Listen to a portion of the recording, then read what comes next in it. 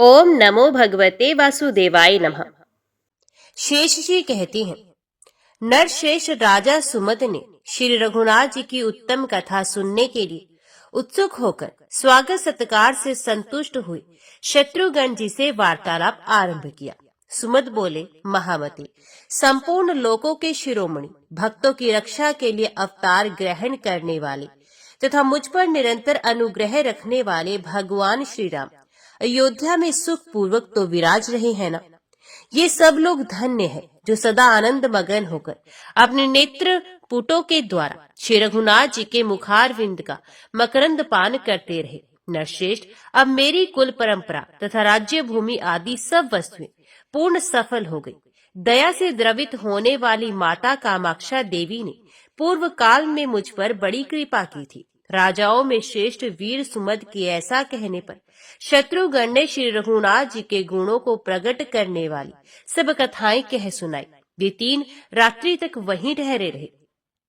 इसके बाद उन्होंने राजा के साथ वहां से जाने का विचार किया। उनका अभिप्राय जानकर सुमद ने शीघ्र ही अपने पुत्र को राज्य पर अभिषिक्त कर दिया तथा उन महाबुद्धिमान नरेश ने शत्रुघ्न के सेवकों को बहुत से वस्त्र, रत्न और नाना प्रकार के धन दिए। तत्पश्चात शत्रुघ्न ने धनुष धारण किए हुए राजा सुमद को साथ लेकर अपने बहुज्ञ मंत्रियों, पैदल योद्धाओं, हाथियों और अच्छे घोड़े जुते हुए अनेकों रथों के साथ वहां से यात्रा आरंभ की।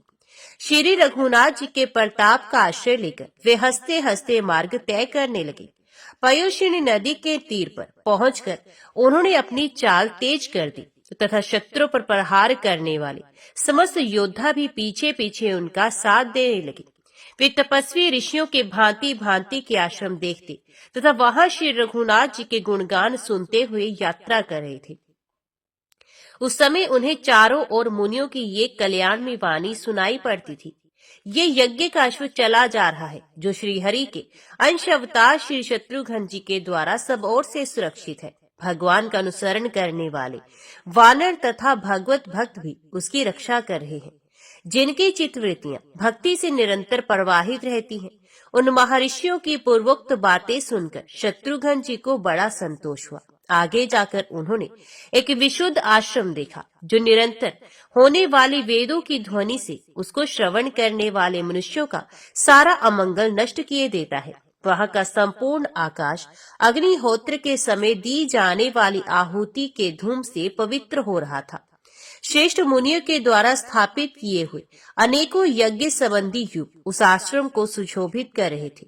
वहां सिंह भी पालन करने योग्य गौ की रक्षा करते थे। चूहे अपने रहने के लिए बिल नहीं खोदते थे क्योंकि वहां उन्हें बिल्लियों से भय भी नहीं लगता था। सांप सदा मोरों और नेवलों के साथ खेला करते थे। हाथी और सिंह एक दूसरे के मित्र होकर उस आश्रम पर निवास करते थे। मृग वहां प्रेम पूर्वक चलते रहते थे। उन्हें किसी से भय नहीं था। गौ के थन घोड़ों के समान दिखाई देते थे। उनका विग्रह नंदिनी की भांति संपूर्ण कामनाओं को पूर्ण करने वाला था और वे अपने खुरों से उठी हुई धूल के द्वारा वहां की भूमि को पवित्र करती थी। हाथों में समिधा धारण करने वाले श्रेष्ठ मुनिवरों ने वहां की भूमि को धार्मिक क्रियाओं का अनुष्ठान करने के योग्य बना रखा था। उस आश्रम को देखकर शत्रुघ्न जी ने सब बातों को जानने वाले श्री राम मंत्री सुमति से पूछा, सुमति, ये सामने किस मुनि का आश्रम शोभा पा रहा है? यहाँ सब जंतु आपस का वैर भाव छोड़कर एक ही साथ निवास करते हैं तथा ये मुनियों की मंडली से भी भरा पूरा दिखाई देता है। मैं मुनि की वार्ता सुनूंगा तथा उनका वृतांत श्रवण करके अपने को पवित्र करूंगा। महात्मा शत्रुघ्न के यो उत्तम वचन सुनकर परम मेधावी श्री रघुनाथ के मंत्री सुमति ने कहा, सुमित्रा नंदन, इसे महर्षि च्यवन का आश्रम समझो। ये बड़े बड़े तपस्वियों से सुशोभित तथा वैर शून्य जंतुओं से भरा हुआ है। मुनियों की पत्नियां भी यहाँ निवास करती हैं। महामुनि च्यवन वे ही हैं जिन्होंने मनुपुत्र श्रयाति के महान यज्ञ में इंद्र का मान भंग किया और अश्विनी कुमारों को यज्ञ का भाग दिया था। शत्रुघ्न ने पूछा, मंत्रीवर, महर्षि च्यवन ने कब अश्विनी कुमारों को देवताओं की पंक्ति में बिठाकर उन्हें यज्ञ का भाग अर्पण किया था तथा देवराज इंद्र ने उस महान यज्ञ में क्या किया था? सुमित्र ने कहा, सुमित्रा नंदन, ब्रह्मा जी के वंश में महर्षि भृगु बड़े विख्यात महात्मा हुए हैं। एक दिन संध्या के समय समिधा लेने के लिए वे आश्रम से दूर चले गए थे। उसी समय दमन नामक एक महाबली राक्षस उनके यज्ञ का नाश करने के लिए आया और उच्च स्वर से अत्यंत भयंकर वचन बोला। कहाँ है वे अधम मुनि और कहाँ है उसकी पाप रहित पत्नी? वे रोष में भरकर जब बारंबार इस प्रकार कहने लगा तो अग्नि देवता ने अपने ऊपर राक्षस से भय उपस्थित जानकर मुनि की पत्नी को उसे दिखा दिया। वे सती साध्वी नारी गर्भवती थी। राक्षस ने उसे पकड़ लिया। बेचारी अबला कुर्री की भांति विलाप करने लगी। महर्षि भृगु रक्षा करो, पति देव बचाओ, प्राणनाथ तपोनिधि मेरी रक्षा करो। इस प्रकार वे आर्त भाव से पुकार रही थी। तथापि राक्षस उसे लेकर आश्रम से बाहर चला गया और दुष्टा भरी बातों से महात्मा भृगु की उस पतिव्रता पत्नी को अपमानित करने लगा। उस समय महान भय से त्रस्त होकर वे गर्भ मुनि पत्नी के पेट से गिर गया। उस नवजात शिशु के नेत्र प्रज्वलित हो रहे थे, मानो सती के शरीर से अग्निदेव ही प्रकट हुए हों। उसने राक्षस की ओर देखकर कहा, ओ दुष्ट, अब तू यहाँ से ना जा, अभी जलकर भस्म हो जा। सती का स्पर्श करने के कारण तेरा कल्याण ना होगा। बालक इतना कहते ही वे राक्षस गिर पड़ा और तुरंत जलकर राख का ढेर हो गया। तब माता अपने बच्चे को गोद में लेकर उदास मन से आश्रम पर आई। महर्षि भृगु को जब मालूम हुआ कि ये सब अग्निदेव की ही करतूत है तो वे क्रोध से व्याकुल हो उठे और शाप देते हुए बोले, शत्रु को घर का भेद बताने वाले दुष्ट आत्मा, तू सर्वभक्षी हो जा। ये शाप सुनकर अग्नि देवता को बड़ा दुख हुआ। उन्होंने मुनि के चरण पकड़ लिए और कहा, प्रभु तुम दया के सागर हो, महामती मुझ पर अनुग्रह कीजिए। धार्मिक शिरोमणि, मैंने झूठ बोलने के भय से उस राक्षस को आपकी पत्नी का पता बता दिया था, इसलिए मुझ पर कृपा करो। अग्नि की प्रार्थना सुनकर तपस्वी मुनि दया से द्रवित हो गए और उन पर अनुग्रह करते हुए इस प्रकार बोले, अग्नि तुम सर्वभक्षी होकर भी पवित्र ही रहोगी। तत्पश्चात परम मंगल में विपर पर भृगु ने स्नान आदि से पवित्र हो हाथ में कुश लेकर गर्भ से गिरे हुए अपने पुत्र का जात कर्म आदि संस्कार किया। उस समय संपूर्ण तपस्वियों ने गर्भ से च्युत होने के कारण उस बालक का नाम च्यवन रख दिया। भृगु कुमार च्यवन शुक्ल पक्ष की प्रतिपदा की चंद्रमा की भांति धीरे धीरे बढ़ने लगे। कुछ बड़े हो जाने पर वे तपस्या करने के लिए जगत को पवित्र करने वाली नर्मदा नदी के तट पर गए। वहां पहुंचकर उन्होंने 10,000 वर्षों तक तपस्या की। उनके दोनों कंधों पर दीमकों ने मिट्टी की ढेरी जमा कर दी और उस पर 2 पलाश के वृक्ष उग आए। हरिण की उत्सुकता पूर्वक वहां आते और मुनि के शरीर में अपनी देह रगड़कर खुजली मिटाते थे, किंतु उनको इन सब बातों का कुछ भी ज्ञान नहीं रहता था। वे अविचल भाव से स्थिर रहते थे। एक समय की बात है, मनु के पुत्र राजा श्रेयाति तीर्थ यात्रा के लिए तैयार होकर परिवार सहित नर्मदा के तट पर गए। उनके साथ बहुत बड़ी सेना थी। महानदी नर्मदा में स्नान करके उन्होंने देवता और पितरों का तर्पण किया तथा भगवान श्री विष्णु की प्रसन्नता के लिए ब्राह्मणों को नाना प्रकार के दान दिए। राजा की एक कन्या थी जो तपाए हुए सोने के आभूषण पहनकर बड़ी सुंदर दिखाई देती थी। वे अपनी सखियों के साथ वन में इधर उधर विचरने लगी। वहां उसने महान वृक्षों से सुशोभित वल्मीक देखा, जिसके भीतर एक ऐसा तेज दिख पड़ा जो निमेष और उन्मेष से रहित था। राजकन्या कौतूहलवश उसके पास गई और शलाकाओं से दबाकर उसे फोड़ डाला। फूटने पर उसके खून निकलने लगा। ये देखकर राजकुमारी को बड़ा खेद हुआ और वे दुख से कातर हो गई। अपराध से दबी होने के कारण उसने माता और पिता को इस दुर्घटना का हाल नहीं बताया। वे भय से आतुर होकर स्वयं ही अपने लिए शोक करने लगी। उस समय पृथ्वी कांपने लगी, आकाश में उल्कापात होने लगा, सारी दिशाएं धूमिल हो गई तथा सूर्य के चारों ओर घेरा पड़ गया। राजा के कितने ही घोड़े नष्ट हो गए, बहुतेरे हाथी मारे गए, धन और रतन का नाश हो गया तथा उनके साथ आए हुए लोगों में परस्पर कलह होने लगा। वे उत्पात देखकर राजा डर गए। उनका मन कुछ उद्विग्न हो गया। वे सब लोगों से पूछने लगे, किसी ने मुनि का प्राप्त तो नहीं किया है? परंपरा से उन्हें अपनी पुत्री की करतूत मालूम हो गई और वे अत्यंत दुखी होकर सेना और सवारियों सहित मुनि के पास गए। भारी तपस्या में लगे हुए तपोनिधि च्यवन मुनि को देखकर राजा ने स्तुति के द्वारा उन्हें प्रसन्न किया और कहा, मुनिवर दया कीजिए। तब महातपस्वी मुनिश्रेय च्यवन ने संतुष्ट होकर कहा, महाराज तुम्हें मालूम होना चाहिए कि ये सारा उत्पात तुम्हारी पुत्र का ही किया हुआ है। तुम्हारी कन्या ने मेरी आंखें फोड़ डाली है, इनमें से बहुत खून गिरा है। इस बात को जानते हुए भी उसने तुमसे नहीं बताया है, इसलिए अब तुम शास्त्रीय विधि के अनुसार मुझे उस कन्या का दान कर दो, तब सारे उत्पातों को शांति मिल जाएगी। ये सुनकर राजा को बड़ा दुख हुआ और उन्होंने उत्तम कुल, नई अवस्था, सुंदर रूप, अच्छे स्वभाव तथा शुभ लक्षणों से संपन्न अपनी प्यारी पुत्री उन अंधे महर्षि को ब्याह दी। राजा ने कमल के समान नेत्रों वाली उस कन्या का जब दान कर दिया तो मुनि के क्रोध से प्रकट हुए सारे उत्पात तत्काल शांत हो गए। इस प्रकार तपोनिधि मुनिवर च्यवन को अपनी कन्या देकर राजा श्रेयाति फिर अपनी राजधानी को लौटाए। पुत्री पर दया आने के कारण वे बहुत दुखी थे।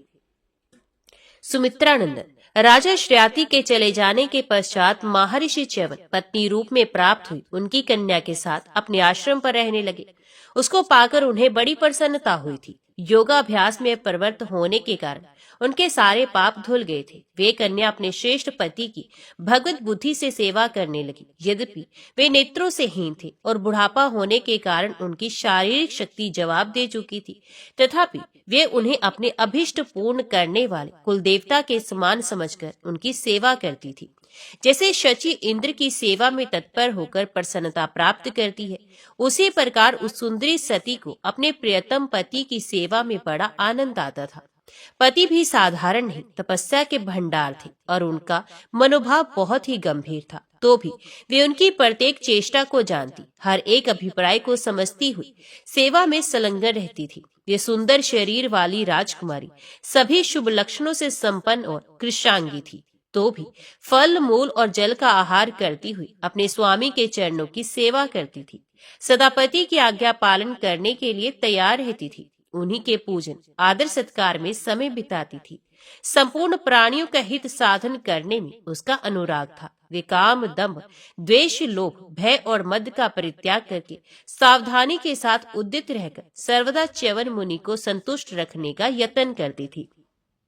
महाराज, इस प्रकार वाणी, शरीर और क्रिया के द्वारा मुनि की सेवा करती हुई उस राजकुमारी ने 1000 वर्ष व्यतीत कर दिए तथा अपनी कामनाओं को मन में ही रखा, मुनि पर कभी प्रकट नहीं किया। एक समय की बात है, मुनि के आश्रम पर देव वैद्य अश्वनी कुमार पधारे। सुकन्या ने स्वागत के द्वारा उनका सम्मान करके उन दोनों का पूजन, आतिथ्य सत्कार किया। श्रेयाति कुमारी सुकन्या के लिए किए हुए पूजन तथा अर्घ्यपादम आदि से उन सुंदर शरीर वाले अश्विनी कुमारों के मन में प्रसन्नता हुई। उन्होंने स्नेहवश उस सुंदरी से कहा, देवी तुम कोई वर मांगो।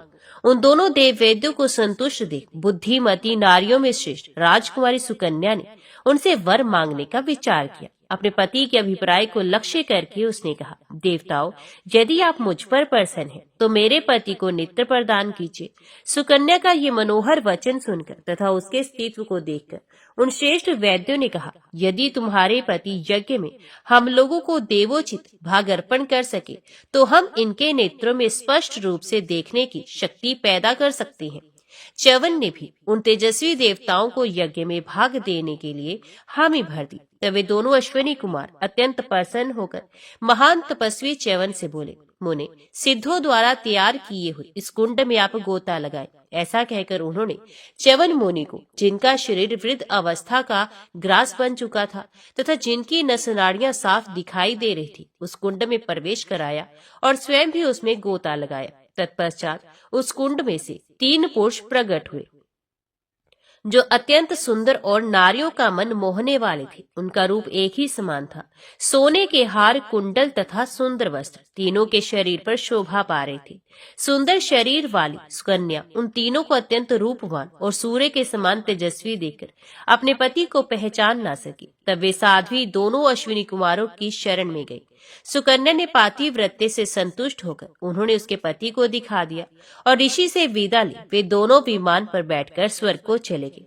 अब उन्हें इस बात की आशा हो गई थी कि जब मुनि यज्ञ करेंगे तो उसमें हम लोगों को भी अवश्य भाग देंगे। तदंतर किसी समय राजा श्रेयाति के मन में ये इच्छा हुई कि मैं यज्ञ द्वारा देवताओं का पूजन करूं।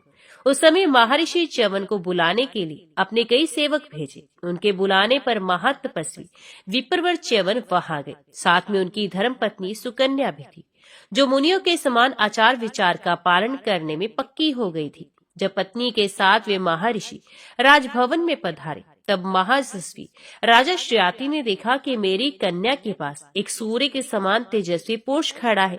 सुकन्या ने पिता के चरणों में प्रणाम किया, किंतु श्रेयाति ने उसे आशीर्वाद नहीं दिया। वे कुछ अप्रसन्न से होकर पुत्री से बोले, अरे तूने ये क्या किया? अपने पति महर्षि च्यवन को, जो सब लोगों के वंदनीय है, धोखा तो नहीं दे दिया? क्या तूने उन्हें बूढ़ा और अप्रिय जानकर छोड़ दिया और अब तू इस राह चलते हुए पुरुष की सेवा कर रही है?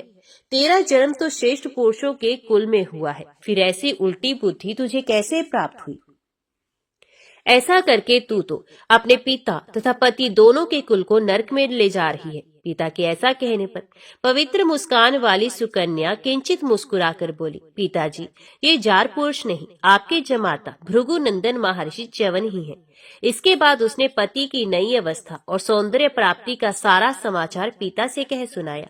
सुनकर राजा श्रेयाति को बड़ा विस्मय हुआ और उन्होंने अत्यंत प्रसन्न होकर पुत्री को छाती से लगा लिया।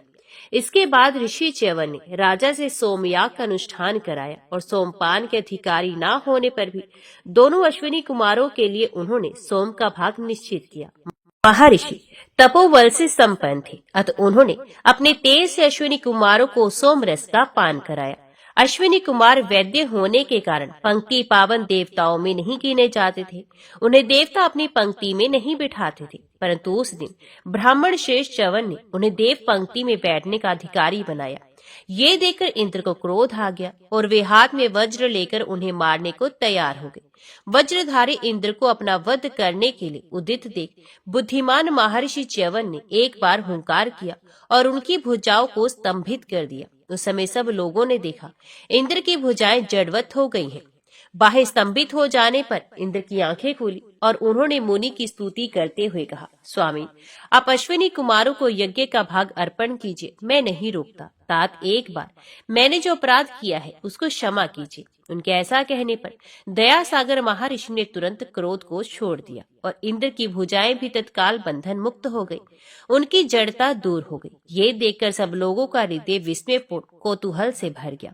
वे ब्राह्मणों के बल की, जो देवता आदि के लिए भी दुर्लभ है, सराहना करने लगे। तदंतर शत्रुओं को ताप देने वाले महाराज श्रेयाति ने ब्राह्मणों को बहुत सा धन दिया और यज्ञ के अंत में अवभृत स्नान कराया। सुमित्रा नंदन, तुमने मुझसे जो कुछ पूछा था वे सब मैंने कह सुनाया। महर्षि च्यवन तपस्या और योग बल से संपन्न है। इन तपोमूर्ति महात्मा को प्रणाम करके तुम विजय का आशीर्वाद ग्रहण करो और श्री रामचंद्र जी के मनोहर यज्ञ में इन्हें पत्नी सहित पधारने के लिए प्रार्थना करो। शत्रुघ्न और सुमति में इस प्रकार वार्तालाप हो रहा था। इतने में ही यज्ञ का घोड़ा आश्रम के पास जा पहुंचा और उस महान आश्रम में घूम घूम कर मुख के अग्रभाग से दूब के अंकुर चरने लगा। इसी बीच में शत्रुघ्न भी च्यवन मुनि के शोभायमान आश्रम पर पहुंच गए। वहां जाकर उन्होंने सुकन्या के पास बैठे हुए महर्षि च्यवन का दर्शन किया, जो तपस्या के मूर्तिमान स्वरूप से जान पड़ते थे। सुमित्रा कुमार ने अपना नाम बतलाते हुए मुनि के चरणों में प्रणाम किया और कहा, मुनि, मैं श्री रघुनाथ जी का भाई और इस अश्व का रक्षक शत्रुघ्न हूँ। अपने महान पापों की शांति के लिए आपको नमस्कार करता हूँ। ये वचन सुनकर मुनिवर च्यवन ने कहा, नरश्रेष्ठ शत्रुघ्न, तुम्हारा कल्याण हो। इस यज्ञ रूपी अश्व का पालन करने से संसार में तुम्हारे महान यश का विस्तार होगा। शत्रुघ्न से ऐसा कहकर महर्षि ने आश्रमवासी ब्राह्मणों से कहा, ब्रह्मर्षियों, ये आश्चर्य की बात देखो, जिनके नामों के स्मरण और कीर्तन आदि मनुष्य के समस्त पापों का नाश कर देते हैं, वे भगवान श्री राम भी यज्ञ करने वाले हैं। महान पातकी पर स्त्री लंबट पुरुष भी, जिनका नाम स्मरण करके आनंद पूर्वक परम गति को प्राप्त होते हैं, जिनके चरण कमलों की धूलि पड़ने से पत्थर की मूर्ति बनी हुई अहिल्या दर्शन मनोहर रूप धारण करके महर्षि गौतम की धर्मपत्नी हो गई। रणक्षेत्र में जिनके मनोहारी रूप का दर्शन करके दैत्यों ने उन्हीं के निर्विकार स्वरूप को प्राप्त कर लिया, तथा योगी जन समाधि में जिनका ध्यान करके योग आरूढ़ अवस्था को पहुंच गए और संसार के भय से छुटकारा पाकर परम पद को प्राप्त हो गए, वे ही श्री रघुनाथ जी यज्ञ कर रहे हैं।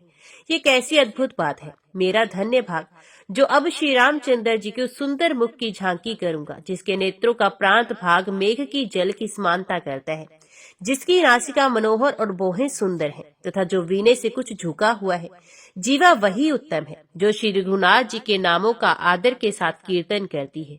जिसके विपरीत आचरण करती है वे तो सांप की जीभ के समान है। आज मुझे अपनी तपस्या का पवित्र फल प्राप्त हो गया। अब मेरे सारे मनोरथ पूरे हो गए, क्योंकि ब्रह्मादि देवताओं को भी जिसका दर्शन दुर्लभ है, भगवान श्री राम के उसी मुख को मैं नेत्रों से निहारूंगा। उनके चरणों की रज से अपने शरीर को पवित्र करूंगा तथा उनकी अत्यंत विचित्र वार्ताओं का वर्णन करके अपनी रसना को पावन बनाऊंगा।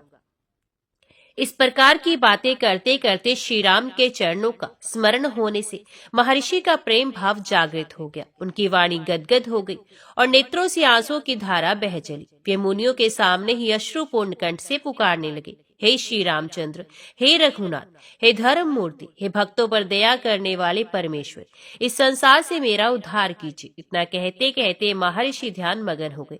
उन्हें अपने प्राय का ज्ञान न रहा। उस समय शत्रुघ्न ने मुनि से कहा, स्वामी, आप हमारे श्रेष्ठ यज्ञ को अपने चरणों की धूलि से पवित्र कीजिए। सब लोगों के द्वारा एकमात्र पूजित होने वाले महाभाव श्री रघुनाथ जी का भी बड़ा सौभाग्य है कि आप जैसे महात्मा के अंतकरण में निवास करते हैं। शत्रुघ्न के ऐसा कहने पर मुनिवर च्यवन आनंद मगन हो गए और वे अपने संपूर्ण अग्नियों को साथ ले परिवार सहित वहां से चल दिए। उन्हें पैदल जाते देख और श्री रामचंद्र जी का भक्त जान हनुमान जी ने शत्रुघ्न से विनय पूर्वक कहा, स्वामी, यदि आप कहें तो महापुरुषों में श्रेष्ठ इन राम भक्त महर्षि को मैं ही अपनी पुरी में पहुंचा दूं। वानर वीर के ये उत्तम वचन सुनकर शत्रुघ्न ने उन्हें आज्ञा दी, हनुमान जी जाइए, मुनि को पहुंचाइए। तब हनुमान जी ने मुनि को कुटुंब सहित अपनी पीठ पर बिठा लिया और सर्वत्र विचरने वाले वायु की भांति उन्हें शीघ्र ही अयोध्या पहुंचा दिया। मुनि को आया देख श्री राम बहुत प्रसन्न हुए और प्रेम से विवल होकर उन्होंने उनके लिए अर्घ्यपादि आदि अर्पण किए। तत्पश्चात वे बोले, मुनिश्रेष्ठ, इस समय आपका दर्शन पाकर मैं धन्य हो गया। आपने सब सामग्रियों सहित मेरे यज्ञ को पवित्र कर दिया। भगवान का ये वचन सुनकर मुनिवर च्यवन बहुत संतुष्ट हुए। प्रेम आद्रेक के कारण उनके शरीर में रोमांच हो आया और वे बोले, प्रभु, आप ब्राह्मणों पर प्रेम रखने वाले और धर्म मार्ग के रक्षक हैं तथा आपके द्वारा ब्राह्मण का सम्मान होना उचित ही है। महर्षि च्यवन के अचिंतनीय तपोबल को देखकर शत्रुघ्न ने विश्व वंदित ब्रह्म बल की बड़ी प्रशंसा की। वे मन ही मन कहने लगे, कहाँ तो विशुद्ध अंतकरण वाले मुनियों को स्वत प्राप्त होने वाली महान भोगों की सिद्धि और कहाँ तपोबल से हीन मनुष्यों की भोग इच्छा।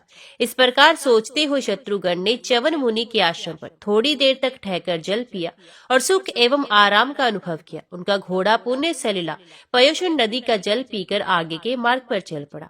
सैनिकों ने जब उसे आश्रम से निकलते देखा तो भी वे उसके पीछे पीछे चल दिए। कुछ लोग हाथी पर थे तो कुछ लोग रथों पर, कुछ घोड़ों पर सवार थे, कुछ लोग पैदल जा रहे थे। शत्रुघ्न ने भी मंत्रीवर सुमति के साथ घोड़ों से सुशोभित होने वाले रथ पर बैठकर बड़ी शीघ्रता के साथ यज्ञ संबंधी अश्व का अनुसरण किया।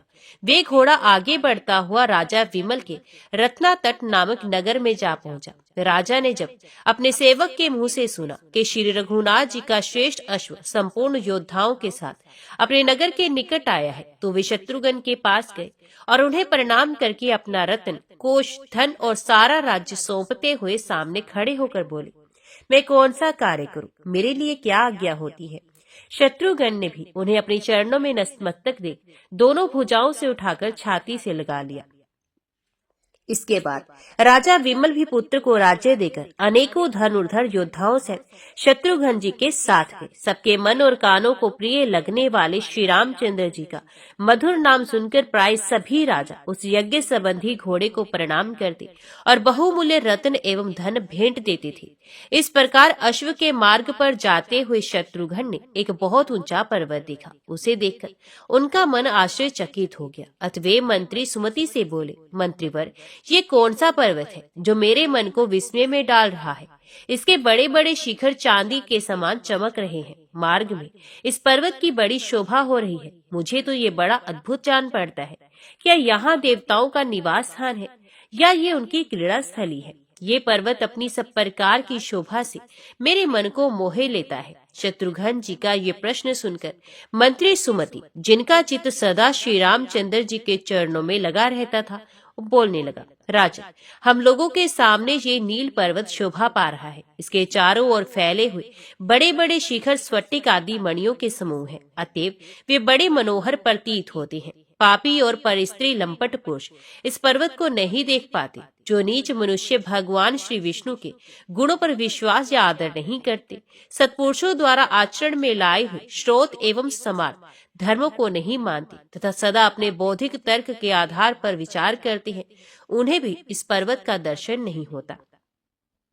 नील और लाह की बिक्री करने वाले मनुष्य, घी आदि बेचने वाले ब्राह्मण तथा शराबी मनुष्य भी इसके दर्शन से वंचित रहते हैं।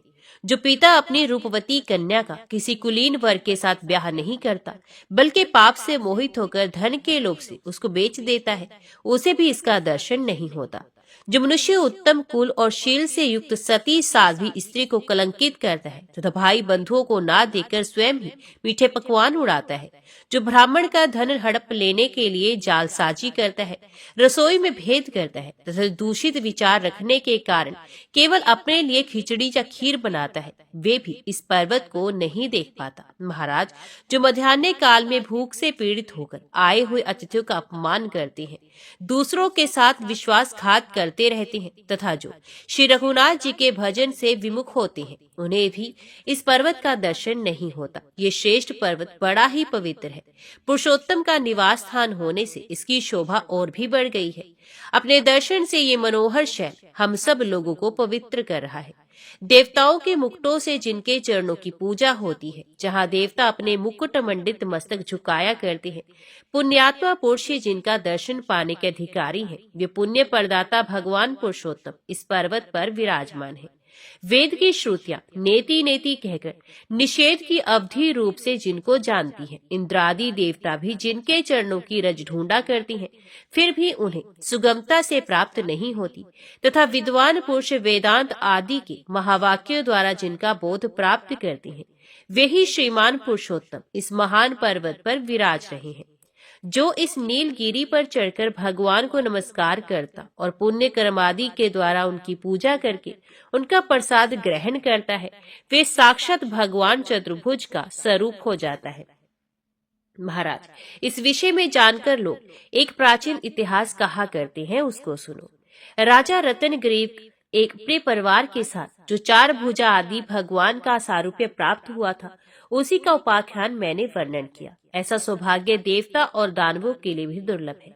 याश्चर्यपूर्ण वृत्तांत इस प्रकार है। तीनों लोकों में प्रसिद्ध जो कांची नाम की नगरी है, वे पूर्व काल में बड़ी संपन्न अवस्था में थी। वह बहुत अधिक मनुष्यों की आबादी थी। सेना और सवारी सभी दृष्टियों से कांची बड़ी समृद्धिशालिनी पूरी थी। वहाँ ब्राह्मणोचित शेकर्मों में निरंतर लगे रहने वाले श्रेष्ठ ब्राह्मण निवास करते थे, जो सब प्राणियों के हित में संलग्न और श्री रामचंद्र जी के भजन के लिए सदा उत्कंठित रहते थे। वहाँ के क्षत्रिय युद्ध में लोहा लेने वाले थे। वे संग्राम में कभी पीछे पैर नहीं हटाते थे।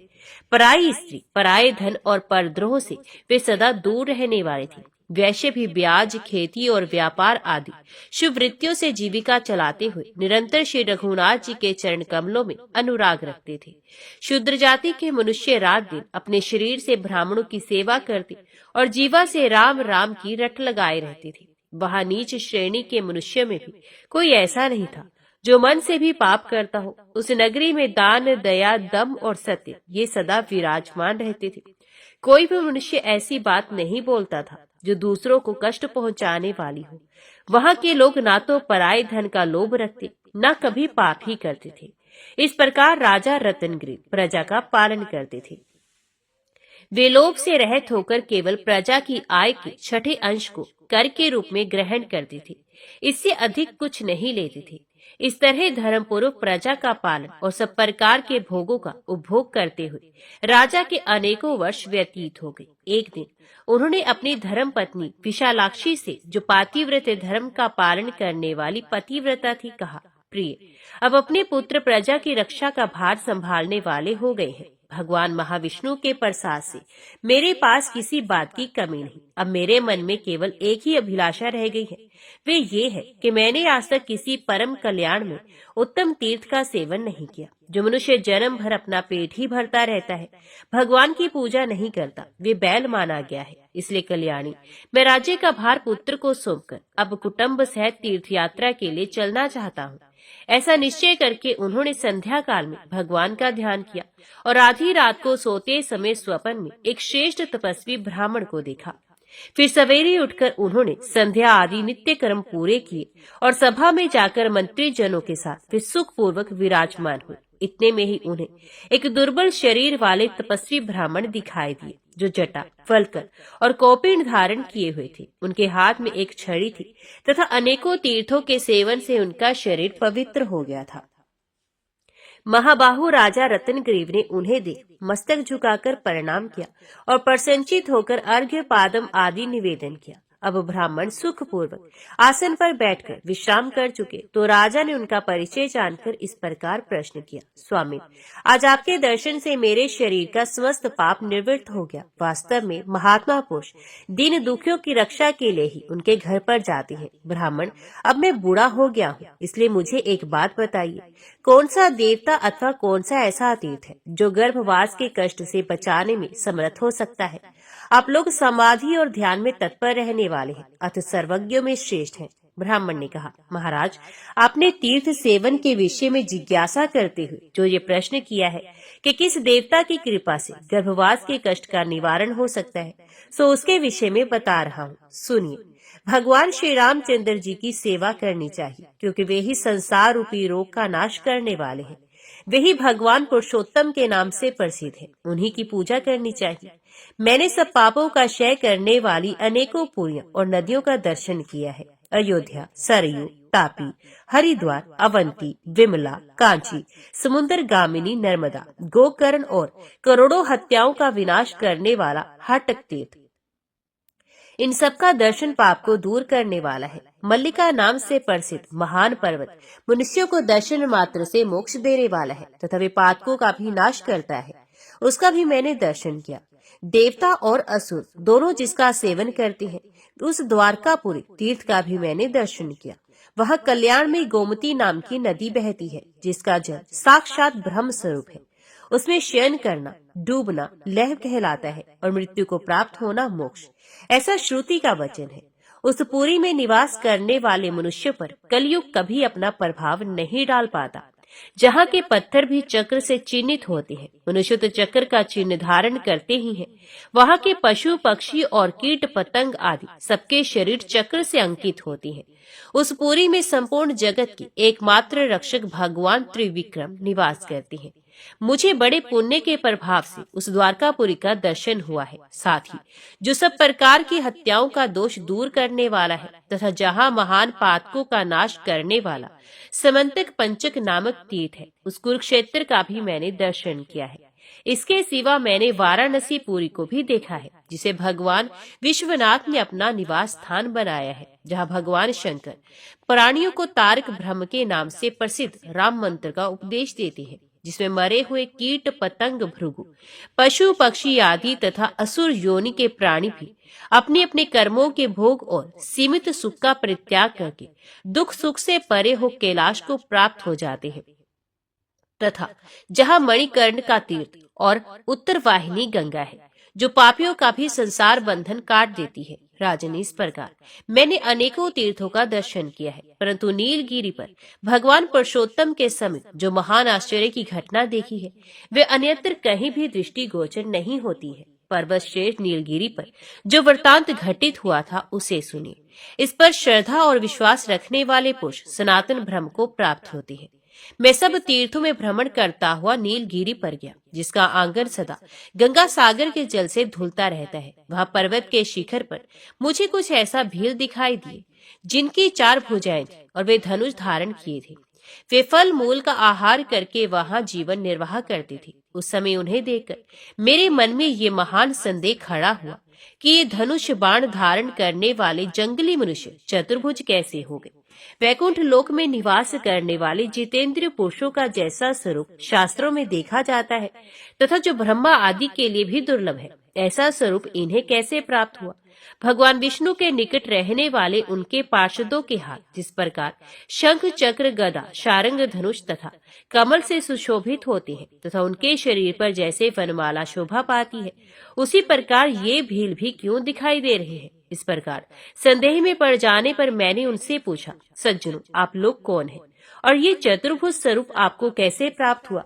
मेरा प्रश्न सुनकर वे लोग बहुत हंसे और कहने लगे, ये महाशय ब्राह्मण होकर भी यहाँ के पिंडदान की अद्भुत महिमा को नहीं जानते। ये सुनकर मैंने कहा, कैसा पिंड और किसको दिया जाता है? चतुर्भुज शरीर धारण करने वाले महात्माओं, मुझे इसका रहस्य बताओ। मेरी बात सुनकर उन महात्माओं ने जिस तरह उन्हें चतुर्भुज स्वरूप की प्राप्ति हुई थी, वे सारा वृत्तांत कह सुनाया। किरात बोले, ब्राह्मण, हम लोगों का वृत्तांत सुनो। हमारा एक बालक प्रतिदिन जामुन आदि वृक्षों के फल खाता और अन्य बालकों के साथ विचरा करता था। एक दिन घूमता घामता वे यहाँ आया और शिष्यों के साथ ही इस पर्वत के मनोहर शिखर पर चढ़ गया। ऊपर जाकर उसने देखा एक अद्भुत देव मंदिर है। उसकी दीवार सोने की बनी है, जिसमें गारुत मत आदि नाना प्रकार की मणियां जड़ी हुई हैं। वे अपनी मनोहर कांति से सूर्य की भांति अंधकार का नाश कर रहा है। उसे देखकर बालक को बड़ा विस्मय हुआ। उसने मन ही मन सोचा, ये क्या है, किसका घर है, जरा चलकर देखूं। ये महात्माओं का कैसा स्थान है। ऐसा विचार कर वे बड़भागी बालक मंदिर के भीतर घुस गया। वहां जाकर उसने देवाधिदेव पुरुषोत्तम का दर्शन किया, जिनके चरणों में देवता और असुर सभी मस्तक झुकाते हैं, जिनका श्री विग्रह किरीट, हार, केयूर और कंठा आदि से सुशोभित रहता है, जो कानों में अत्यंत उज्जवल और मनोहर कुंडल धारण करते हैं, जिनके युगल चरण कमलों पर तुलसी की सुगंध से मतवाले हुए भंवरे मंडराया करते हैं। शंख, चक्र, गदा और कमल आदि परिकर दिव्य शरीर धारण करके जिनके चरणों की आराधना करते हैं तथा नारद आदि देव ऋषि जिनके श्री विग्रह की सेवा में लगे रहते हैं। ऐसे भगवान की उस बालक ने झांकी की। वहां भगवान की उपासना में लगे हुए देवताओं में से कुछ लोग गाते थे, कुछ नाच रहे थे और कुछ लोग अद्भुत रूप से अट्टहास कर रहे थे। वे सभी विश्व वंदित भगवान को रिझाने में ही लगे हुए थे। भगवान को देखकर हमारा बालक उनके निकट चला गया। देवताओं ने अच्छी तरह पूजा करके श्री मानव वल्लभ भगवान को धूप और नैवेद्य अर्पण किया तथा आदर पूर्वक उनकी आरती करके भगवत कृपा का अनुभव करते हुए वे सब लोग अपने अपने स्थान को चले गए। उस बालक के सौभाग्यवश वहां भगवान को भोग लगाया हुआ महाप्रसाद गिरा हुआ था, जो मनुष्यों के लिए अलभ्य और देवताओं के लिए दुर्लभ है। वही उसे मिल गया। उसको खाकर बालक ने भगवान के श्री विग्रह का दर्शन किया। इससे उसे चतुर्भुज रूप की प्राप्ति हो गई और वे अत्यंत सुंदर दिखाई देने लगा। चार भुजा आदि भगवत स्वरूप को प्राप्त हो शंख, चक्र आदि धारण किए जब वे बालक घर आया, तो हम लोगों ने बारंबार उसकी ओर देखकर पूछा, तुम्हारा ये अद्भुत स्वरूप कैसे हो गया? तब बालक अपने आश्चर्य युक्त वृत्तांत का वर्णन करने लगा। मैं नीलगिरी के शिखर पर गया था। वहां मैंने देवाधिदेव भगवान का दर्शन किया है। वही भगवान को भोग लगाया हुआ मनोहर प्रसाद मुझे भी मिल गया था, जिसके भक्षण करने मात्र से इस समय मेरा ऐसा चतुर्भुज स्वरूप हो गया है। मैं स्वयं ही अपने इस परिवर्तन पर विस्मय विमुग्ध हो गया हूँ। बालक की बात सुनकर हम सब लोगों को बड़ा आश्चर्य हुआ और हमने भी इन परम दुर्लभ भगवान का दर्शन किया। साथ ही सब प्रकार के स्वाद से परिपूर्ण जो अन्न आदि का प्रसाद मिला, उसको भी खाया। उसके खाते ही भगवान की कृपा से हम सब लोग चार भुजाधारी हो गए। साधु श्रेष्ठ, तुम भी जाकर भगवान का दर्शन करो। वहां अन्न का प्रसाद ग्रहण करके तुम भी चतुर्भुज हो जाओगे। विप्रवर, तुमने हम लोगों से जो बात पूछी थी और जिसको कहने के लिए हमें आज्ञा दी थी, वे सब वृतांत हम लोगों ने कह सुनाया है। ओम नमो भगवते वासुदेवाय नमः। जय श्री राधे कृष्णा। आज की वीडियो में इतना ही। उम्मीद करती हूँ वीडियो आपको पसंद आई होगी। वीडियो पसंद आई हो तो वीडियो को लाइक और चैनल को सब्सक्राइब जरूर कीजिएगा। जय श्री हरि लिखकर कमेंट बॉक्स में अपनी हाजिरी और अपने सुझाव देना ना भूलेगा। तो मिलते हैं अगली कथा अगली वीडियो के साथ।